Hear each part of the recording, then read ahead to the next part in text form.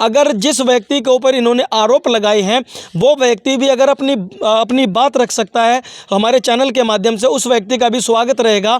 और अगर वो ये कह सकता है जिस प्रकार से इन्होंने आरोप लगाए हैं कि धक्केशाही से इन्होंने उसके मकान पर कब्जा किया हुआ है, अगर वो व्यक्ति अपने उन दस्तावेजों को दिखाना चाहे या फिर अपनी बात को रखना चाहता है तो नीचे पट्टी पर चल रहे नंबर पर वो संपर्क कर सकता है, उसकी बात भी जरूर रखी जाएगी। हमारी किसी भी परिवार से या फिर किसी भी व्यक्ति से कोई भी मतभेद नहीं है, ना ही हमारा किसी से कोई वाद विवाद है। हम प्रत्येक व्यक्ति की आवाज़ को उठाते हैं, जैसे इनकी आवाज़ उठाई है। अगर आपकी भी आवाज़ उठाने का हमें मौका मिलेगा तो हम आपकी भी आवाज़ उठाएंगे, क्योंकि एक पक्ष की हमने ज़रूर सुन ली है, दूसरा पक्ष भी अगर अपनी बात रखना चाहेगा तो उसका भी स्वागत रहेगा। तो मैं मनोहर सिंह अपने सहयोगी प्रवीण शर्मा के साथ इस समय हम मौजूद हैं पानीपत के गांव रजापुर में, जो कि रिफाइनरी रोड पर है। और एक मकान को लेकर के काफ़ी दिनों से विवाद चल रहा था, जिसमें कि गलत रिपोर्ट तैयार करने के बाद में नाजायज़ तरीके से एक परिवार को उजाड़ दिया गया था, जिसमें कि एक परिवार का जो सामान है उसी मकान में पड़ा हुआ है और जो कि अब काफ़ी दिन से वो ख़राब की स्थिति में भी आ चुका है।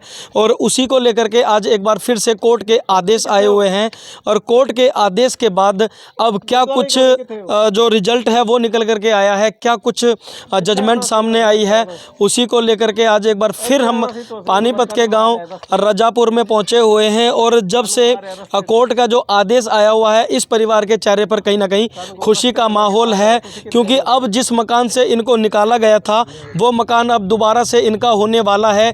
और जो दस्तावेज आप इनके हाथों में देख पा रहे हैं, क्या कुछ इन दस्तावेजों में है वो भी ये बताएंगे। इनका नाम अशोक है, गाँव रजापुर के हैं। इनसे भी जानने का हम जरूर प्रयास करेंगे कि आखिर इस बीच तक क्या कुछ रहा था, क्योंकि मकान जिस व्यक्ति का था वो भी अशोक ही थे। जिसको मकान दिया गया वो नाजायज़ तरीके से कुछ बड़े अधिकारियों के द्वारा गलत रिपोर्ट तैयार करने के बाद में, प्रशासन को गुमराह करने के बाद में ऐसा कार्य किया गया कि इस परिवार को लगभग काफ़ी महीने तक घर से ही बेघर होना पड़ा है। एक टूटे फूटे से मकान में इनको रहना पड़ रहा है। वो तस्वीर में मैं आपको दिखाऊंगा, एक बार कहूँगा कि एक बार ये मकान की तस्वीरें दिखा दें। इस मकान में किस प्रकार से गुजारा बसर हो सकता है इस एक परिवार का, आप भली भांति अंदाज़ा लगा सकते हैं। ये वो मकान है जहाँ पर काफ़ी समय से ये लोग रह रहे हैं। क्योंकि है तो अशोक से जानने का प्रयास करेंगे कि आखिर क्या कुछ हुआ था उस समय और अब के जो हालात हैं, अब की जो जजमेंट है वो किसके हक में आई है। सर ये बताइए, क्या कुछ लेकर के बैठे हुए हो आप? सर मैं ये लेके बैठा हूँ, जो जज साहब का जो ऑर्डर आया हुआ है, इसको जो भी ऑर्डर आया हुआ है उसके ऊपर जो निशानदेही है, जहाँ उसकी ज़मीन है उसको ज़मीन दी जाए, ना कि कागजों में, ना कि उसका मकान है। पूरे गांव में जिम्मेदार हूँ, अगर कहीं भी उसने एक ईंट भी लगा रखी हो तो तब भी मैं जिम्मेवार हूँ। लेकिन मेरा घर का धक्के से ही कब्जा कराया गया। मेरी मलकियत है, मेरा जन्म सही का है, मेरे बाप दादा की प्रॉपर्टी है, मैं मालिक हूँ जमाबंदी में शुरू से, तो मेरा मालिक है, मेरे को मेरा हक दिया जाए। मेरे घर में गुंडा पार्टी बैठी हुई है, ज़बरदस्ती करती है, रोज़ दारू पी के ज़बरदस्ती कर रहे हैं, हमारे को गाली गलौज दे रहे हैं, ज़बरदस्ती धक्काशाही गुंडा पार्टी बैठी हुई है मेरे घर पे, मौके पे बैठी है। मैंने कई एप्लीकेशन भी लगा चुका हूँ, लेकिन कोई भी नहीं, मेरी पुलिस वाले भी नहीं सुन रहे। अब ये बताइए, अब क्या कुछ आदेश की कॉपी आप लेकर के बैठे हुए हो, क्या कुछ है? कॉपी है, जो भी जज साहब के ऑर्डर आए हुए हैं, कानगो साहब अभी आने आए भाई, इसको ऑर्डर जहाँ इसका जो पास कर रखा उसको दिया जाए, जहाँ भी ये कागजों के अनुसार है। कहने हमारे हक में फैसला आया हुआ है, जो आपकी मलकियत है, जो आपकी मलकियत मिली जाएगी जरूर। अच्छा ये बताओ, जिस समय आपको घर से बेघर किया गया था तो उस समय आपने प्रशासन से गुहार लगाई हो कि भाई हमारे पास सारे दस्तावेज हैं, हमें समय दे दीजिए कि कुछ समय बाद हम आपको सारे के सारे दस्तावेज जो हैं वो आपको दिखा देंगे, लेकिन उस समय आपने दिखाए थे? हाँ जी, हमने उसको दिखाया था, सबको दिखाया। कहते ये हम नहीं जानते, हम नहीं पढ़ते, ये जाओ कोर्ट में जाओ। हम कितने बार थाने में भी गए, सभी पुलिस वालों को दिखाया, कागज तो हमारे पढ़ तो लो, अगर हमारे सच है तो हमारे सच की बात। उन्होंने हमारे को भगा दिया, धक्के मार के भगा दिया, थाने में से बाहर निकाल दिया। हमारे को 2 नंबर में चालान भी काट दिए जाए, सारे पूरे परिवार के उन्होंने चालान काट दिए हमारे बिना वजह से। कब्जाधारी आपको बता दिया गया? कब्जाधारी हमारे को बता, जबकि हम मालिक है शुरू से, पूरे गांव में रिकॉर्ड है। अगर उनका एक ईंट भी नहीं लगा रखी हो तो तब भी हमारे जिम्मेदार है। अब ऐसा बताया जा रहा है कि जिस मकान को लेकर के ये विवाद है उस मकान में आपका सामान भी पड़ा हुआ है? बिल्कुल, हमारा सामान, बर्तन तक हमारे अंदर है, अभी तक भी बिल्कुल टोटल सारा सामान हमारे, बर्तन है, तूड़ा है, अनाज है, टैंकी है, हमारे बर्तन तक है, झाड़ू तक भी हमारे अंदर है। तो जिस समय वो मकान खाली करवाया था तो आपको निकालने का समय भी नहीं दिया कि नहीं आप दिया। हमारे ज़बरदस्ती जो सामान है, पेटी होगी या 1-2 सामान है, बाहर धक्के से बाहर फेंकवा दिया गया और धक्के से हमारा गेट का ताला लगा के वो भाग गए बंदे।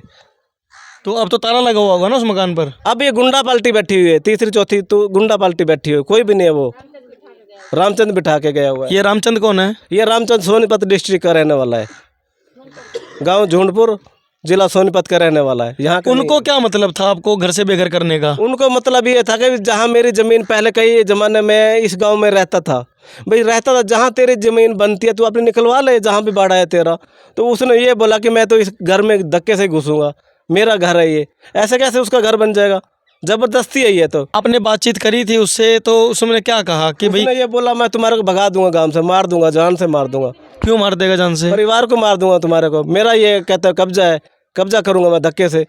पैसे दे रखे मैंने प्रशासन को। क्या नाम है उसका? उसका रामचंद्र। तो रामचंद्र नाम का जो व्यक्ति है, जो कि सोनीपत डिस्ट्रिक्ट का बताया जा रहा है, उसका इनके द्वारा उस पर गंभीर आरोप लगाए गए हैं कि उसका ये कहना था कि ये ज़मीन या फिर ये मकान जो था वो उसका था। लेकिन अब जो कोर्ट के जो आदेश हैं, कोर्ट के आदेश अब क्या आए हैं? कोर्ट के आदेश आए हुए हैं भाई, जो ये नक्शा बना रखा, इस नक्शा के ABCD चारों तरफ मिलाओ, जहाँ मिलती है उसको दो। और 2 नंबरों में खेवट में है 424 429 खेवट नंबर जज साहब ने पास कर रखे। 2 जगह उसकी ज़मीन है, वो ले ले। हमारी ये सारा कब्जा कर रखा, जितनी भी है मेरी मलकियत है उसने भी सारा कब्जा कर रखा नाजायज़। अच्छा ये बताओ, हमें भी काफ़ी देर हो गई यहाँ पर बैठे बैठे, तो आप इतनी देर क्यों आए हो? कनगो साहब हमारे को ये टाइम लगा रहे थे, बहुत अभी चलता हूँ, लेकिन फिर मैंने जाके SDM के पास पेश हुआ।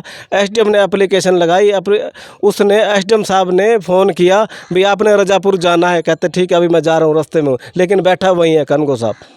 अच्छा, मतलब कानून गो भी जो आपकी मदद नहीं कर रहे हैं? कनगो भी आ नहीं रहे वहीं से। मैंने SDM साहब सी के पेश होया, SDM साहब जी ने फ़ोन लगाया तो उसको बोला, कहता मैं जा रहा हूँ अभी। वो कह रहा अभी मैं जा रहा हूँ। अभी तक तो वही था, लेकिन वो अभी पटवारी साहब बोल रहे थे कि हम चल पड़े अभी। शायद इतने जो लोग हैं यहाँ पर पहुँचे हुए हैं, ये लोग इसके समर्थन में नहीं आते, क्योंकि कहते हैं कि झूठ के कभी पैर नहीं होते हैं, सच्चाई जो होती है वो हमेशा जीत जाती है। तो आज भी कहीं ना कहीं जो सच्चाई है वो जीतती हुई जरूर नज़र आ सकती है और इस परिवार को अपना घर मिल सकता है। आपकी इस खबर, इस वीडियो पर क्या कुछ राय है, कॉमेंट बॉक्स में आप अपनी राय जरूर रख सकते हैं। मैं मनोहर सिंह।